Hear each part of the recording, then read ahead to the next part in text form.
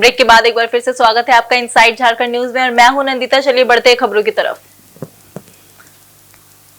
देश के सभी राज्यों के निर्वाचन पदाधिकारियों को नई दिल्ली के India international institute of democracy and election management में ट्रेनिंग दी जा रही है। यह जानकारी झारखंड के मुख्य निर्वाचन पदाधिकारी के रवि कुमार ने दी। वहीं उन्होंने बताया कि इसी के क्रम में झारखंड के बीएलओ वॉलंटियर एवं बूथ अवेयरनेस ग्रुप के साथ निर्वाचन से संबंधित 402 सदस्य की टीम तैयार किया गया है।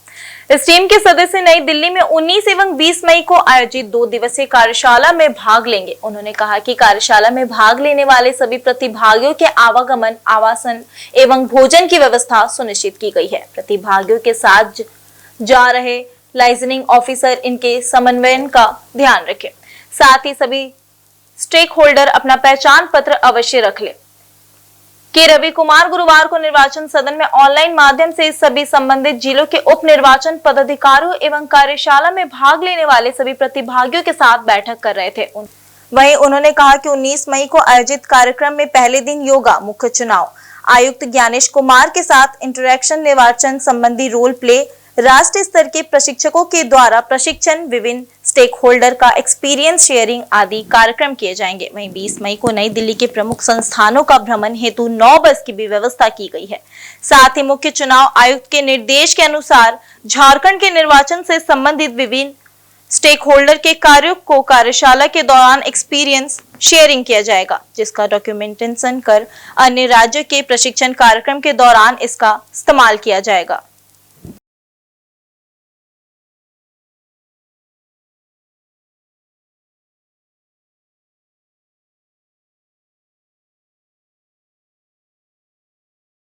दिल्ली में भारत निर्वाचन आयोग द्वारा एक वो कार्यशाला आयोजन किया जा रहा है। उसमें झारखंड में पिछले 2 इलेक्शन में काम की वॉलंटियर्स, बूथ अवेयरनेस ग्रुप का सदस्य लोग वहां जाके पार्टिसिपेट करेंगे, करके अपने एक्सपीरियंस का शेयर करेंगे, ताकि झारखंड में कैसा उन लोग एक बहुत अच्छा काम किया था उसका शेयर करने के लिए। पिछले बार वो ऑनरेबल चीफ इलेक्शन कमिश्नर का विजिट हुआ था, वहां पर फील्ड में इसी सदस्य के साथ में, इसी वॉलंटियर के साथ में मीटिंग हुई थी।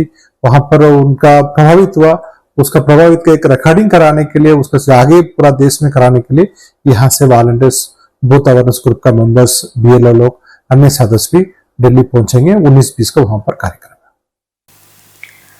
इधर टेल्को थाना क्षेत्र अंतर्गत जेमको चौक के पास बुधवार देर रात एक दर्दनाक सड़क हादसे में 20 वर्षीय युवक संदीप दास की मौत हो गई। संदीप बुलेट बाइक से घर लौट रहा था, तभी अचानक उसकी बाइक सड़क पर आए एक सांड से टकरा गई, जिससे वह असंतुलित होकर सड़क पर गिर पड़ा और सर में गंभीर चोट लगने से उसकी मौके पर ही हालत गंभीर हो गई।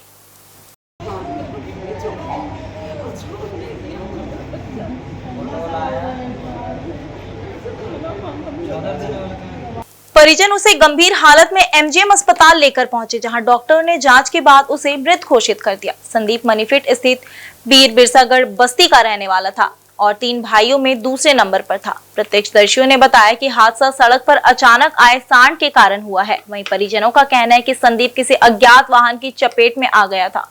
पुलिस मामले की जांच कर रही है। बुधवार रात संदीप अपने बड़े भाई चंदन दास को टाटा मोटर्स की ड्यूटी पर छोड़कर बुलेट से घर लौट रहा था। वहीं आईटीआई करने के बाद एक निजी कंपनी में ट्रेनिंग भी कर रहा था। बुधवार को क्लोजर होने के कारण वह ट्रेनिंग पर नहीं गया था। हम लोग बोल रहा था, कहने का मतलब हम थे नहीं साथ में। हाँ, क्या हुआ था, क्या सूचना मिली है? वहाँ वो बोलता है कि सांड आया था, वो वहाँ पे टक्कर खाया, उसके बाद मतलब सांड के टक्कर से। ये कौन सा गाड़ी में था? बुलेट में था। बुलेट में था। कहाँ जा रहा था? घर जा रहा था। कहाँ घर है इनका? जिनको एक भाई को छोड़ने गया था क्या?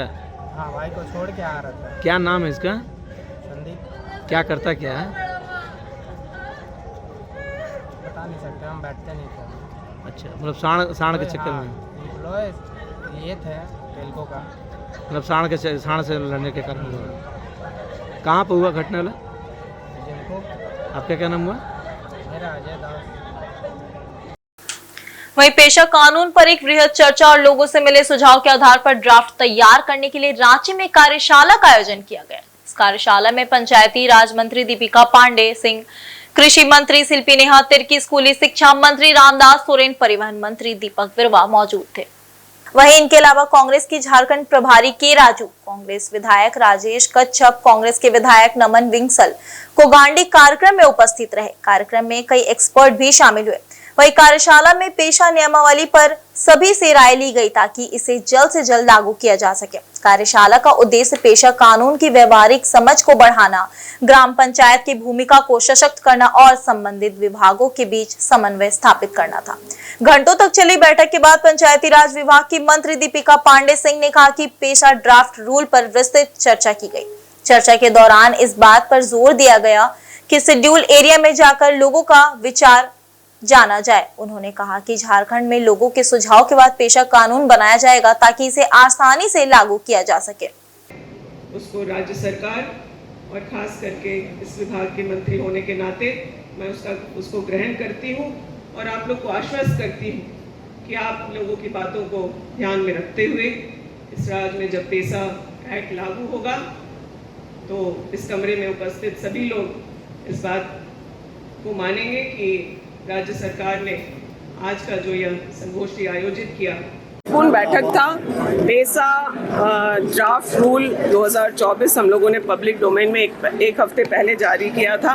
उस पर कुछ विशेष समूहों के द्वारा हम लोग फीडबैक लेने के लिए आज एक कंसल्टेशन का ये कार्यक्रम था। कई महत्वपूर्ण सुझाव आए हैं। पहले भी ये ग्रुप्स कई सुझाव दिए थे जिसको हम लोगों ने फ्रेश ड्राफ्ट में इंक्लूड किया है, लेकिन अभी भी जो सुझाव हैं उसमें से कई बहुत ही स्वागत योग्य हैं। उनको समाहित करते हुए हम लोग आगे लागू करेंगे इस कानून को। मैम कब तक उम्मीद की? अभी समय तो नहीं बता पाएंगे क्योंकि सुझाव में ये आया कि हमें इसको लेकर के खास करके शेड्यूल एरिया के जो हमारे आदिवासी भाई बहन हैं और शेड्यूल एरिया में रहने वाले लोगों के बीच, चाहे वो आदिवासी हो या सदान, उनके बीच भी हमें जाना चाहिए। तो विभाग के माध्यम से कैसे हो पाएगा उस पर हम लोग जब प्लान बना लेंगे और लोगों के बीच जाएंगे उसके बाद इसको लागू करेंगे। वहीं मौके पर कृषि मंत्री शिल्पी नेहा तिर्की ने कहा कि पेशा कानून से जुड़े विषयों पर किसी भी प्रकार से भ्रम की स्थिति उत्पन्न नहीं होनी चाहिए। उन्होंने कहा कि झारखंड की जनता के अनुरूप पैसे का ड्राफ्ट तैयार किया जाएगा और उसके बाद इसे कानून बनाकर लागू किया जाएगा। कानून के नाम से जानते हैं। इस पूरे कानून का ये 4 पन्ने का एक कानून है। विगत कुछ महीनों से लगातार एक भ्रम का माहौल बना हुआ था पेशा कानून के तहत, और इस भ्रम के माहौल में बहुत लोग इस आग में घी डालने का भी कोशिश कर रहे थे कि सरकार कुछ नहीं कर रही है, सरकार ने नियमावली नहीं बनाया है, ये किया है, वो किया है। आज इस बैठक की आवश्यकता थी और आज इस बैठक बहुत अहम बैठक हुआ, बहुत महत्वपूर्ण बैठक हुआ क्योंकि पहले भी पंचायती राज विभाग के द्वारा इस तरह का कार्यक्रम का आयोजन किया गया है, मगर इस बार पहली बार ऐसा हुआ कि कैबिनेट के 4 मंत्री इस कार्यक्रम में उपस्थित थे। घंटों हम लोगों ने सुझाव लोगों का सुना है, उन चीज़ों का आकलन किया है और अब जिस तरह का जिस ड्राफ्ट के अनुरूप इस जो जनता के अनुरूप जो ड्राफ्ट बनाने की आवश्यकता है उस पे काम करना सरकार और उनके अधिकारी शुरू करेंगे। इधर आदित्यपुर MA2 स्थित मॉर्निंग स्टार किड्स स्कूल द्वारा ब्रेन गुरु एक्टिवेशन कार्यक्रम के तहत एक वर्कशॉप का आयोजन किया गया जिसमें बच्चों को दिमागी रूप से तेज बनाने के गुण सिखाए जा रहे हैं, जिससे बच्चों के आंख बंद कर चीजों को पहचानने की शक्ति जागृत हो रही है। मॉर्निंग स्टार किड्स स्कूल की प्राचार्य दीपाली दुकानिया ने बताया कि वैदिक काल में ऋषि मुनि आंखें बंद कर चीजों को श्रवण एवं स्पर्श कर उन्हें पहचाना करते थे। ठीक उसी विद्या को अपनाते हुए बच्चों में ब्रेन एक्टिविटी बढ़ाकर आंखें बंद कर उन्हें चीज पहचान, समझने बूझने के गुण सिखाए जा रहे हैं, जिसका उपयोग कर वे पढ़ाई लिखाई में आगे बढ़ सकते हैं। वहीं दीपाली दुकानिया ने बताया कि बच्चों की गर्मियों की छुट्टी प्रारंभ है, ऐसे में छुट्टियों में बच्चों को एक्टिव रखने और उन्हें तेज बनाने के उद्देश्य से इन कार्यक्रम का आयोजन मॉर्निंग स्टार किड्स स्कूल में आयोजित हो रहा है। इन्होंने बताया कि मस्तिष्क के 3 भाग होते हैं, राइट ब्रेन, लेफ्ट ब्रेन एवं दोनों को जोड़ने वाला हिस्सा इंटर ब्रेन अथवा मिड ब्रेन। अधिकतर हम सभी लेफ्ट ब्रेन का उपयोग करते हैं जबकि राइट ब्रेन बहुत कम ही उपयोग में आ पाता है। बहुमुखी प्रतिभा का धनी व्यक्ति भी जिंदगी में अपनी मस्तिष्क का छोटा सा अंश ही उपयोग करता है, वह भी सिर्फ लेफ्ट ब्रेन का, जो तार्किक क्षमता वाला है। सृजन शक्ति से संपन्न राइट ब्रेन का उपयोग न के बराबर हो पाता है। दोनों अर्ध मस्तिष्कों के बीच का सेतु यदि एक्टिव हो जाए तो बच्चा ऑलराउंडर बन जाता है। उसके IQ और EQ दोनों एक साथ बढ़ते हैं। मिड ब्रेन एक्टिवेशन तकनीक से भी पता लगाया जा सकता है कि उसमें कौन सी कला को सीखने के गुण छिपे हैं। मिड ब्रेन सक्रिय होने से मेमोरी, कंसंट्रेशन, विजय। समर चल रहा है, छुट्टियां हो गई है, तो बच्चे घर भी माँ बाप को परेशान कर रहे हैं, मन नहीं लगता है, बाहर खेलना चाहते हैं। तो मैंने ये मिड ब्रेन एक्टिवेशन प्रोग्राम का कार्यक्रम लॉन्च किया स्कूल में। मैंने सोचा कि जो बच्चे हर संडे क्लास करते हैं, 10 संडे करके इस क्लास को कंप्लीट करते हैं, क्यों न समर कैंप के तहत हम इसको करें इनॉग्रेट, और ये बच्चे 10 दिन लगातार हमारे पास आए और इनका मिड ब्रेन को एक्टिवेट करें। इसलिए मैंने 10 दिन का क्रैश कोर्स किया। साथ में एबेकस की क्लासेस भी चल रहे हैं, ड्राइंग की क्लासेस भी चल रहे हैं और डांस की क्लासेस भी चल रही हैं। इस course mid brain activation programme से ये फ़ायदा होता है कि बच्चे का मिड ब्रेन, जिसको हम लोग साइंस में कॉर्पस कैल्सियम कहते हैं, जो लेफ्ट ब्रेन और राइट ब्रेन को, लाइट और लेफ्ट दोनों को जोड़ता है मिड ब्रेन, वो मिड ब्रेन एक्टिवेट हो जाता है। तो वो एक्टिवेट हो जाता है तो उससे सटे हुए न्यूरॉन से, सारे न्यूरॉन से सटे हुए लेफ्ट ब्रेन और राइट, वो सारे न्यूरॉन्स एक्टिव हो जाते हैं। तो हमारे सिर पे नहीं तो millions and trillions of neurons हैं, तो सोचिए एक न्यूरॉन नहीं, सारे न्यूरॉन्स एक्टिव हो जाते, जिसके कारण बच्चे का ब्रेन पूरा एक्टिव हो जाता है। शिफ्ट कराते हैं, बहुत सारे ब्रेन के एक्सरसाइज कराते हैं, आइज के, हैंड्स के, बच्चे नाचते हैं, जंप करते हैं। इस तरह इनका मिड ब्रेन कब एक्टिवेट हो जाता है हमें भी नहीं पता। फिर क्लास के एंड में हम लोग बच्चों का टेस्ट लेते हैं। टेस्ट में हम बच्चों को आंखों में पट्टी बांधते हैं, आपने देखा था ना, उस पार्टों में एक पट्टी इधर, एक पट्टी एक पट्टी पीछे। फिर हम उनको कलर आइडेंटिफाई कराते हैं, ये क्या कलर है। बच्चे इसको ऐसे टच करते हैं और स्मेल करते हैं, स्मेल करके वो कलर बताते हैं। पहला क्लास में, सेकेंड क्लास में नंबर्स, लेटर्स, अल्फाबेट्स। इधर सरायकेला खरसा जिले के RIT थाना क्षेत्र के कुलूपटंगा में बुधवार देर रात लिव इन रिलेशन में रह रहे एक जोड़े पर महिला के पति ने टांगी से जानलेवा हमला कर दिया। हमले में भोला बिरुआ उर्फ रितेश बिरुआ की मौत हो गई है, जबकि महिला सीता मार्डी गंभीर रूप से घायल हो गई है। फिलहाल उनका इलाज MGM अस्पताल में जारी है। घटना राधा स्वामी सत्संग गेट के समीप हुई, जहां भोला और सीता 1 वर्ष से लिव इन रिलेशन में रह रहे थे। महिला सीता की शादी राजेंद्र मार्डी से हुई थी और उनके 4 बच्चे हैं। बताया जा रहा है कि सीता 1 साल से अपने पति से अलग रह रही थी और भोला के साथ रहने लगी थी। यह बात राजेंद्र को नागवारा थी। कई बार उसने विरोध भी किया, लेकिन भोला द्वारा मारपीट कर उसे भगा दिया जाता था। बुधवार रात राजेंद्र ने दोनों की हत्या की नीयत से घर में घुसकर सोए अवस्था में टांगी से हमला कर दिया। दोनों को घायल अवस्था में MGM अस्पताल ले जाया गया, जहां भोला को मृत घोषित कर दिया गया, जबकि सीता की हालत गंभीर बनी हुई है। और हमको सूचना मिला, तत्काल हम गाड़ी लेके गए, उसको उठा के हॉस्पिटल लाए। कहाँ की घटना है? राधा स्वामी गेट पर थी, 2 लोग घायल। एक क्या है, पुरुष महिला है? महिला क्या चीज से मारा है वो भी हम थोड़े देखे हैं। प्रथम दृष्टि क्या लगता है कि लोग आपस में लड़ा है कि कोई दूसरा कोई मारा है? ऐसे अपने लोग लड़ेगा कैसे? मारा है तो कोई अगले बगल ने मारा होगा। आदित्यपुर कांड्रा मुख्य सड़क शेरे पंजाब चौक के पास स्वर्ण रेखा परियोजना गेट के समीप एक बस और एम्बुलेंस वैन की जोरदार टक्कर हो गई, जिसमें एम्बुलेंस वैन चालक गाड़ी में ही फंस गया। घटना शुक्रवार दोपहर 2:30 बजे के आसपास की है। बताया जाता है कि एम्बुलेंस चालक आदित्यपुर से गम्हरिया की ओर जा रहा था, तभी तेज गति से आ रही एक बस के अचानक ब्रेक मारने के चलते एम्बुलेंस बस से जा टकराई, जिससे एम्बुलेंस वैन का अगला हिस्सा क्षतिग्रस्त हो गया और एम्बुलेंस वैन चालक गाड़ी में ही फंस गया। बाद में स्थानीय लोगों के मशक्कत के बाद एम्बुलेंस चालक को सकुशल बाहर निकाला गया। गनीमत रही कि एम्बुलेंस चालक इस दुर्घटना में घायल नहीं हुए। हालांकि सड़क दुर्घटना के बाद कुछ देर तक यातायात प्रभावित रहा। वहीं एम्बुलेंस में रखा ऑक्सीजन सिलेंडर भी रोड पर गिर गया, जिससे एक बड़ा हादसा होते होते टल गया।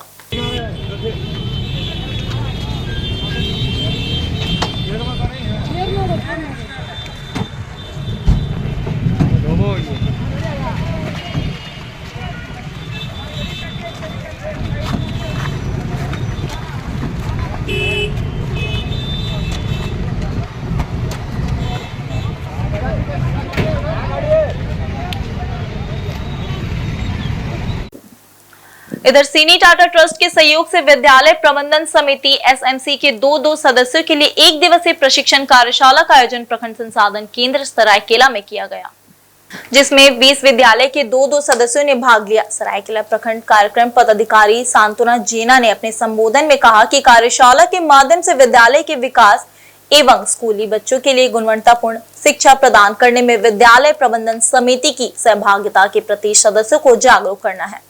वहीं कार्यक्रम को प्रखंड साधन सेवी गौतम कुमार ने भी संबोधित किया। प्रशिक्षण कार्यशाला का संचालन करते हुए सीनी टाटा ट्रस्ट की ब्लॉक कोऑर्डिनेटर बहालेन बारला ने बताया कि प्रशिक्षण कार्यशाला का उद्देश्य समिति के सदस्यों को विद्यालय प्रबंधन उत्तरदायित्व तथा कर्तव्यों के प्रति जागरूक करना तथा विद्यालय में उपस्थित समस्याओं की पहचान कर उनके समाधान हेतु कार्य योजना बनाना था। मिलते हैं झुंड अक्सर, तो वहाँ आज यहाँ पे सीनी एनजीओ के माध्यम से, तो हमारे जिले में सीनी एनजीओ चल रहा है, उसके माध्यम से विद्यालय प्रबंधन समिति का एक 20 विद्यालय का यहाँ पर एक प्रशिक्षण चलाया जा रहा है। इसमें ये एसएमसी के मेंबर को प्रेरित कर रही हैं। एसएमसी की बैठक 100% बैठक करने के लिए जो योजनाएं हमारे शिक्षा विभाग में सरकार के द्वारा जितनी योजनाएं हैं वो धरातल स्तर पे 100% धरातल पे वो उसका लागू हो और उसको मान लो लोग उसका लाभ लें। इस संदर्भ में हम लोग एसएमसी को मोटिवेट करने के लिए कि ये आए और साथ में गांव के लोगों को प्रेरित करें और बच्चों को 100% नामांकन कराएं, 100% उपस्थिति उनकी 100% कराएं, जो सारी जितनी बेनिफिट स्कूल विद्यालय में मिल रही है उनका लाभ लें। इस संबंध में एक विद्यालय प्रबंधन समिति के प्रशिक्षण किया जा रहा है और काफ़ी अच्छा लगा कि बहुत दूर से सारे एसएमसी के मेंबर आए हैं। अच्छा, वहीं एक तरफ जहां झारखंड सरकार झारखंड में रहने वाली महिलाओं को सशक्त करने के लिए मैया सम्मान योजना लेकर आई, तो वहीं दूसरी ओर इस योजना का लाभ बंगाल के मुस्लिम महिलाओं को भी मिलने का मामला सामने आ रहा है।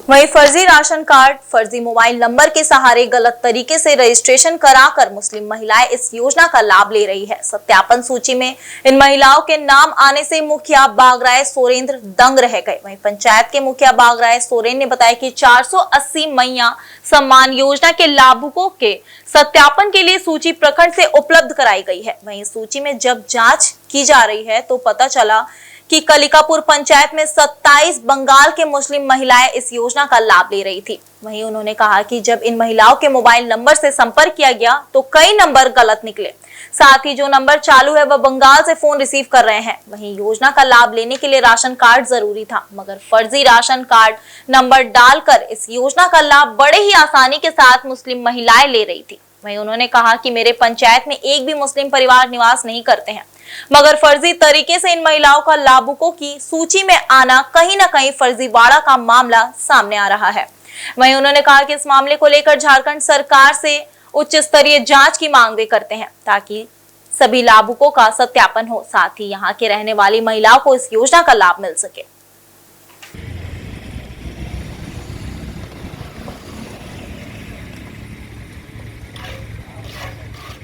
सरकार से भी कि पूरा झारखंड में जहाँ जैसा है, हम लोग ये नहीं बोल रहे हैं कि जहाँ मुस्लिम परिवार है वहाँ मिलना चाहिए, जहाँ मुस्लिम परिवार है मिलना चाहिए, जहाँ एसटी परिवार है वहाँ एसटी होना चाहिए।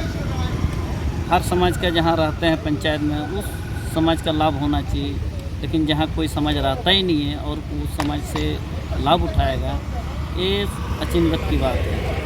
तो अभी लिस्ट में दिख रहा है हम लोग 27-28 लोग हैं, जबकि बासिंदा एक भी नहीं है। यहाँ हम मेरा पंचायत में एको भी मुस्लिम परिवार नहीं है। ये कहाँ का दिख रहा है मुस्लिम परिवार?